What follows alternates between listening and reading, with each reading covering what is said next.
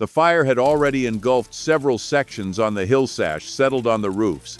The air was heavy, like before a storm. We had mere minutes left, and hope rested on my reservoir. But then a sudden screech. "Get rid of that trash can!" Karen yelled. "Are you crazy? That tank is against the rules here." Sirens wailed. Ash hung in the sky, and she walked straight towards me. "I'm the president. I decide what's permissible and what's not. This isn't in the HOA regulations. I'll call the police." "They're already here," I said wearily, continuing to fight the fire. "I'll file a complaint. I'll sue all of you." She screamed, running closer. "You're violating the board's decision, undermining the visual harmony. You're acting against the will of the community. This is my territory. Understand? You have no right." At that moment, the sheriff, who had been standing by his car, walked over silently and without a word, placed his hand on her shoulder. But let's take it from the beginning. I don't just live in this area, I'm a firefighter, albeit off-duty. And I know how fire can consume everything. So when the county approved the installation of water reservoirs as part of the fire preparedness program, I was one of the first to apply 4,000 gallons of water.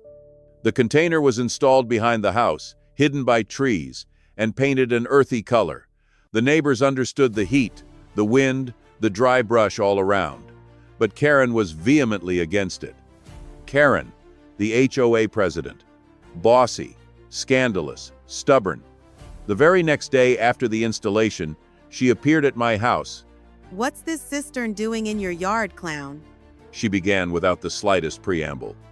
"What, have you set up a pumping station here? This isn't a farm, got it?" I calmly explained that the reservoir was approved and intended to provide the area with water in case of fire. I showed her the documents, the county's approval. "I don't give a damn about your papers." Karen retorted sharply, snatching the copy from my hands. "This is an eyesore, a blight on the landscape. And besides, you have no right to make such decisions without my agreement. This tank will disappear. Understand, you pathetic excuse for a rescuer." I filed an official complaint with the HOA board and attached copies of the permits. But 2 days later, the reservoir was gone. Just gone. On the porch was a note. "Notice of violation, immediately removed by decision of the board." No signature, no seal, no explanation. The camera by the porch recorded everything. Night, no license plates. Karen in a baseball cap giving orders. Men loading the tank. She's laughing. I forwarded the video to the fire department, the county, and the HOA. Karen responded immediately. "The recording? The camera? Her voice on the phone was venomous. Think you're a hero? To me, you're just a pathetic hysteric with obsessive ideas." A week after the incident, she organized a gala on the theme of cleaning the environment. Music, a buffet, banners reading, "Living without tanks." But the next morning, a fire broke out. The wind picked up in the forest. By midday, a gray haze enveloped the area. The firefighters arrived and asked where the tank was. I told them it had been taken away.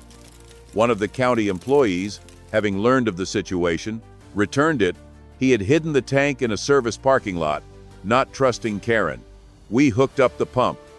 We put out one after another, houses, yards, street edges. The tank worked non-stop. Thanks to it, 6 houses were protected until the main force arrived, and then Karen showed up. The fire was contained. No one died. We got away with minor losses. The media picked up the story. In the evening, there were reports with videos, with photos, with Karen's actions. At an extraordinary meeting of the HOA board, Karen tried to blame everyone around her, but she was unanimously removed from her position.